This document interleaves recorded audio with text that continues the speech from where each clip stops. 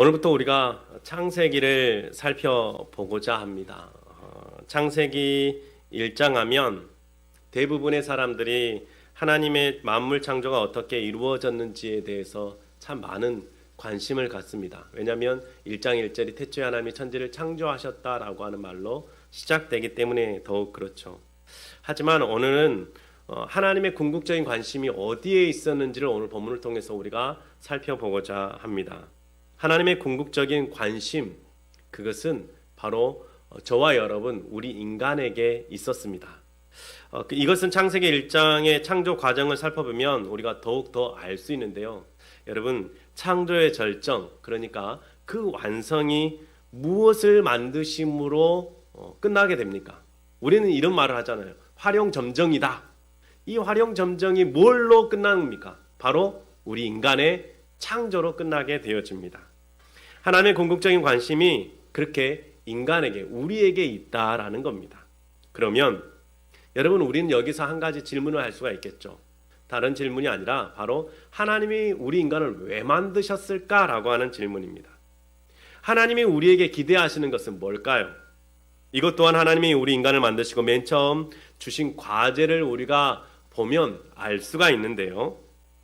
하나님이 우리 인간을 만드시고 맨 처음 우리에게 주신 과제가 뭐겠습니까? 이것은 오늘 우리가 읽었던 1장에는 안 나옵니다. 1장 다음에 있는 2장에 나오는데요. 2장을 보면 인간 창조에 대한 이야기가 오늘 본문 1장에 이어서 2장에 다시 한번 언급되어지는데 2장 19절 말씀 한번 보실까요? 2장 19절 말씀 우리 같이 한번 읽어봤으면 좋겠습니다. 함께 읽습니다. 시작.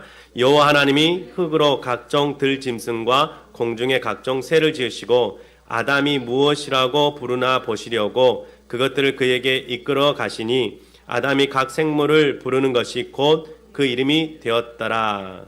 아멘. 하나님이 인간 아담을 만드시고 아담에게 맨 처음 주신 과제가 뭡니까? 바로 이름 짓는 겁니다. 이런 말이 있죠. 이름을 잘 지으면 성공하고 자다가도 대박 맞는다라는 말이 있습니다. 여러분 혹시 들어보셨나요? 인터넷 쳐보시면 참 많은 이 문구들이 나오더라고요. 저도 마찬가지였습니다. 저에게 자녀 둘이 있는데 아들 하성이와 딸 애영이의 이름을 짓는데 쉽지는 않았습니다. 제가 이 어려운 일을 하기 싫어서 제 아버지에게 아버지 자녀들 이름 뭐라고 지을까요? 라고 했더니 아버지께서 네가 알아서 지어라 라고 해서 덥석하니 제가 알아서 지었습니다. 그런데 아들 하성이의 이름을 지을 때는 하나님의 거룩함을 드러내는 아이가 됐으면 좋겠다라고 해서 하성이라고 지었고요.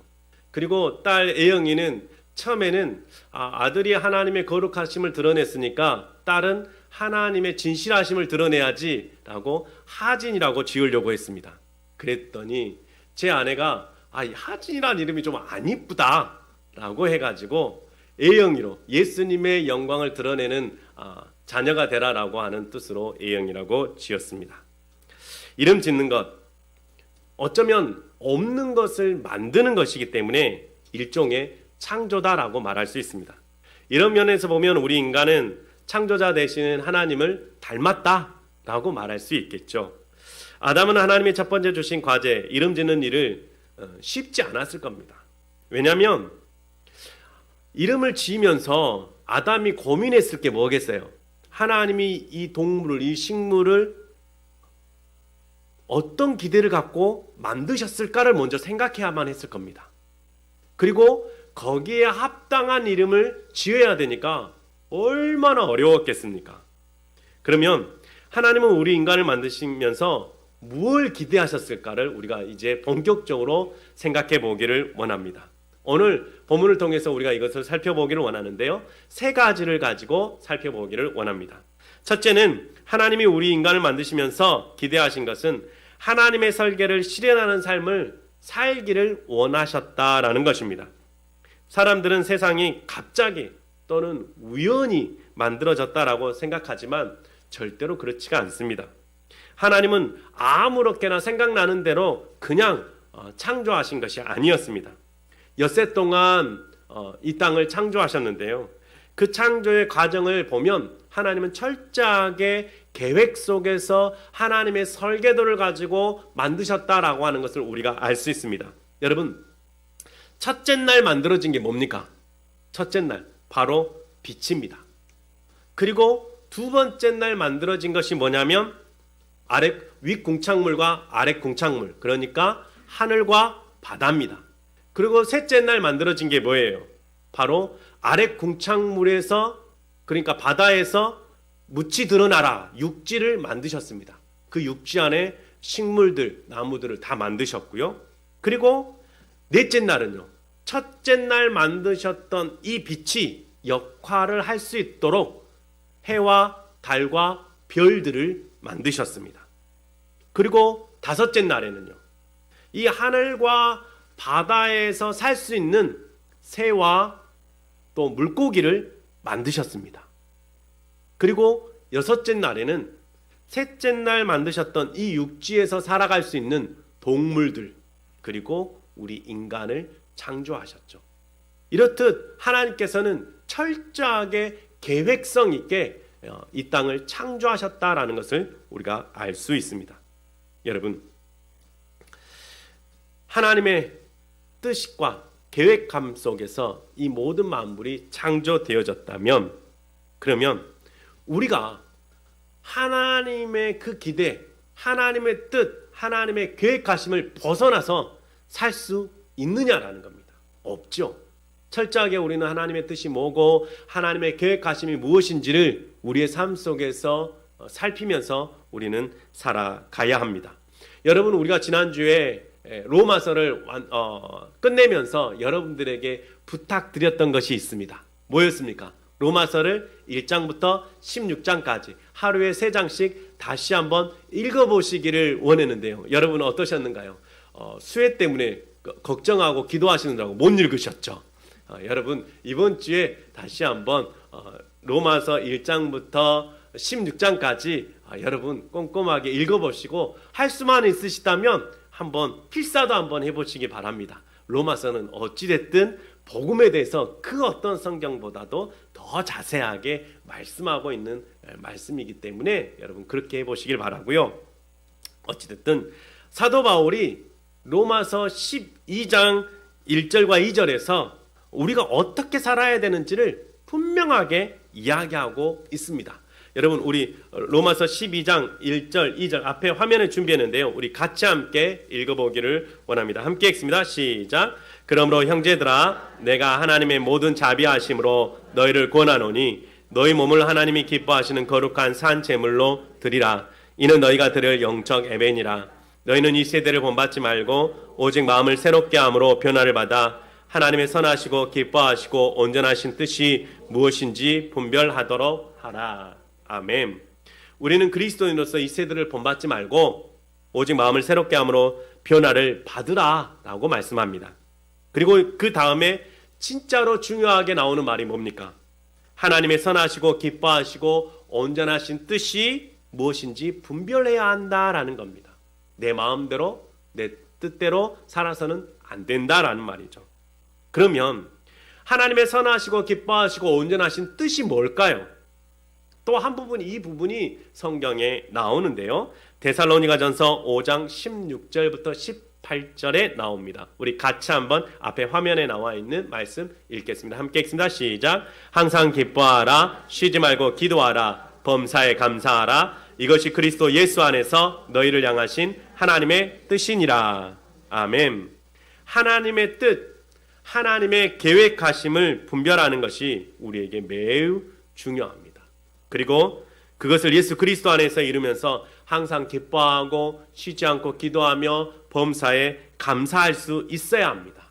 이처럼 하나님의 계획에 따라 우리가 태어난 인생을 우리가 살아가고 있다면 우리가 하나님 앞에 섰을 때 이렇게 고백했으면 좋겠습니다. 하나님, 내가 부족한 인생이지만 나를 향하신 하나님의 그 뜻과 계획하심을 이루어 드릴 수 있었습니다. 그렇게 하나님 앞에 섰을 때 우리가 말할 수 있어야 되지 않을까요? 그렇게 이번 한 주간도 하나님의 뜻과 계획하심, 그리고 하나님의 설계를 실현해가는 복된 삶을 살아갈 수 있는 저와 여러분이 되어지시기를 주님의 이름으로 축복합니다. 하나님이 우리의 인간을 만드시면서 두 번째로 기대하신 것이 있습니다. 그것은 바로 하나님의 형상을 닮아가는 삶이 되어지는 것이었습니다.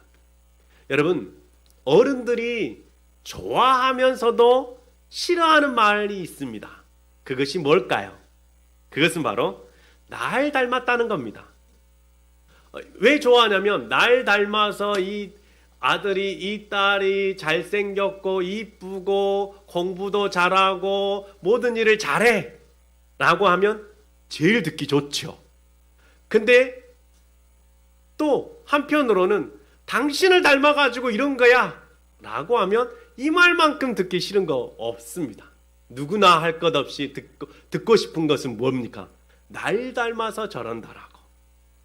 여러분, 나의 아버지 되시는 하나님은 어떠실까요?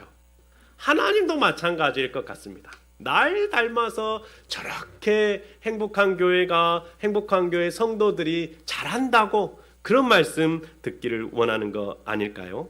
여러분, 오늘 본문 창세기 1장 26절과 27절 말씀 우리가 함께 읽었으면 좋겠습니다. 오늘 본문 1장 26절, 27절 우리 같이 한번 읽어보겠습니다. 함께 읽습니다. 시작.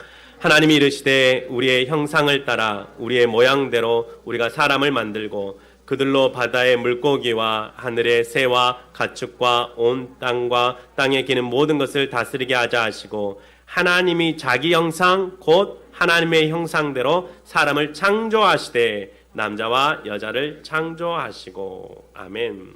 여러분, 여기에서 반복돼서 강조하고 있는 사실이 있습니다. 그게 뭐냐면 바로 우리가 뭘로 지어졌다고요? 하나님의 형상을 따라서 지어졌다라고 하는 것을 강조합니다. 이것은 다른 모든 만물과 창조의 과정 속에서 구별되어지는 점입니다. 창세기 1장에서 가장 많이 반복되어지는 단어가 뭐냐면 그 종류대로라는 말입니다. 이 말이 무슨 말이냐면 상추는 상추같이, 복숭아 나무는 복숭아 나무같이, 참새는 참새같이, 참돔은 참돔같이, 고양이는 고양이같이 만들었다라고 이야기합니다. 그런데 우리 인간은 인간같이 만들어졌다라고 하지 않고 사람은 누구같이 만들어졌다고요? 사람은 하나님의 형상, 하나님같이 만들어졌다라고 하는 것입니다. 다시 말씀드리면 우리가 하나님을 닮아가는 존재로 만들어졌다라는 것입니다. 그런데 우리 인간이 창조된 그 순간 하나님의 형상을 완벽하게 닮은 존재가 되면 얼마나 좋을까요? 그러나 창조는 하나님의 형상을 닮기 위한 시작입니다.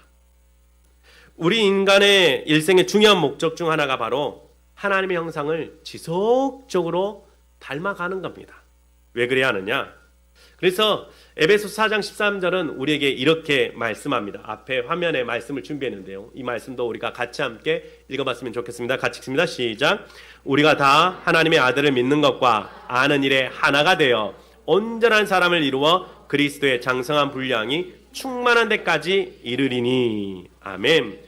우리가 하나님의 뜻을 실현하는 데 있어서 어떤 직업을 가지고 무엇을 함으로 하나님의 뜻을 이룰 건지가 분명합니다. 하지만 하나님의 형상을 닮아가는 과정 속에서 내가 무엇을 될 것인가, 어떤 종류의 사람 될 것인가도 매우 중요하죠. 이 말은 하나님의 형상을 닮아가는 자가 되고 있느냐라는 것입니다. 어제보다 오늘이 내가 하나님 앞에서 더 하나님을 닮은 자가 되어져야 되고요. 오늘보다 내일이 하나님의 형상을 더 드러내는, 더 빛을 발하는 성도가 되어져야 한다라는 것입니다. 사랑하는 성도 여러분, 하나님은 처음 우리 인간을 창조하셨을 때에 그의 형상을 따라서 지으셨기 때문에 하나님의 형상을 닮아가는 과제는 우리에게 있어서 매우 중요한 과제입니다. 주님이 다시 오실 때, 우리가 주님 앞에 섰을 때 우리에게 일어날 가장 놀라운 사실은 바로 내가 누구를 닮는다는 거예요. 주님을 닮는다는 겁니다. 하나님을 닮는 자로 서게 된다는 것입니다. 그러면 여기에서 중요한 한 가지 질문이 나오게 됩니다. 그것은 바로 내가 그러면 어떻게 하나님의 형상을 닮을 것이냐라는 겁니다. 하나님의 형상을 닮은 자로, 또 하나님의 온전한 거룩하심의 온전한 자로 우리가 서야 되는데 어떻게 하면 그렇게 할 수가 있을까요? 답은 의외로 간단합니다. 어렵게 생각하지 마십시오. 답은 내가 얼마나 하나님을 바라보느냐라는 겁니다. 과학적 근거가 있습니다. 어떤 근거냐? 여러분, 부부는 뭐 한다 그래요? 닮는다 그러잖아요. 좋은 것도 닮고 싫은 것도 닮습니다. 왜 닮을까요? 맨날 바라보니까요. 그러니까 닮는 겁니다. 그러면 우리가 하나님을 어떻게 매일같이 바라볼 수 있을까요? 그것은 바로 말씀과 기도의 경건한 삶으로 하나님을 매일같이 우리는 바라볼 수 있다라는 것입니다. 여러분, 특히나 히브리서 12장 2절에 보면 믿음의 주여 또 온전케 하시는 주 예수를 바라보자라고 이야기합니다. 성경도 예수를 바라봐야 한다라고 우리에게 이야기합니다. 그렇습니다. 그렇게 우리가 말씀과 기도의 경건한 삶으로 주님을 바라보면서 주님을 닮아가는 자가 되어지고 우리의 남은 때를 그렇게 주님의 뜻대로 살아가는 저와 여러분이 되어지시기를 바랍니다. 그렇게 이번 한 주간도 하나님의 뜻과 계획하심, 하나님의 설계를 실현해 가기 위해서 말씀과 기도의 경건한 삶으로 주님을 바라보면서 주님의 형상을 닮아가는 저와 여러분이 되어지시길 다시 한번 주님의 이름으로 축복합니다. 셋째로 창세기 1장에 가르치는 하나님의 인간이 기대하시는 것, 그것은 바로 우리에게 축복의 근원이 되어지는 삶을 살아가라라는 것입니다. 다른 말로 한다면 이런 겁니다. 축복의 통로가 되는 삶을 살아라는 겁니다. 여러분, 오늘 본문 28절 말씀 함께 읽어보기를 원합니다. 오늘 본문 28절 같이 함께 읽습니다. 시작.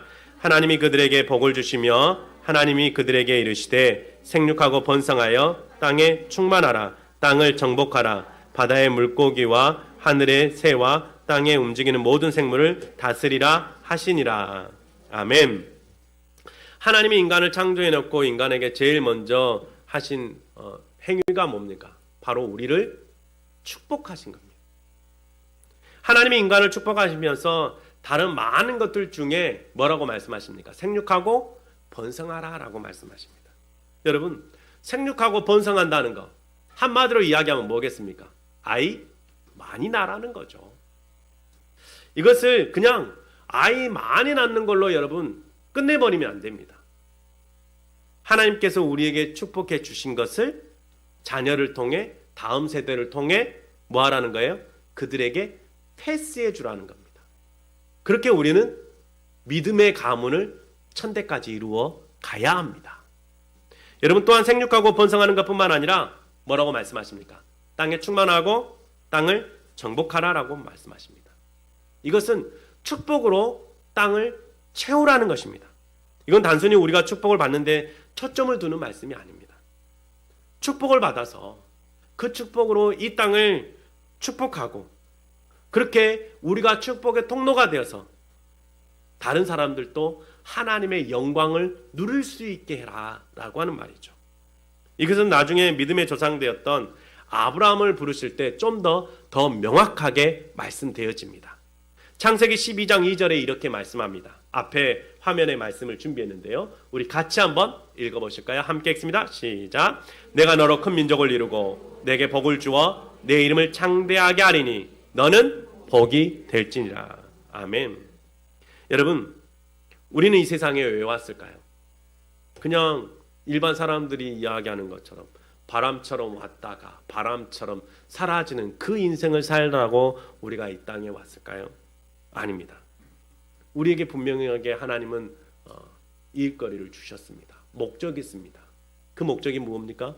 우리가 복의 근원 되어지고 축복의 통로로 살기를 위해서 우리를 이 땅 가운데 불어주셨습니다.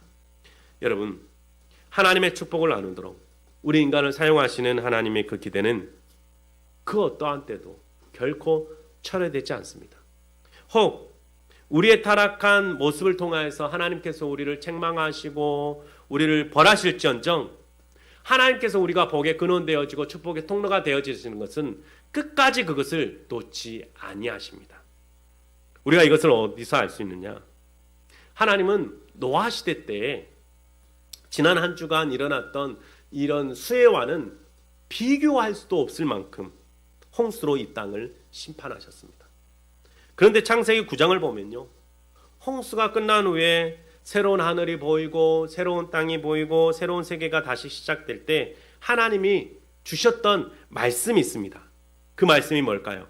창세기 9장 1절에 나오는데 앞에 화면에 준비했습니다. 우리 같이 함께 읽어보실까요? 함께 읽습니다. 시작.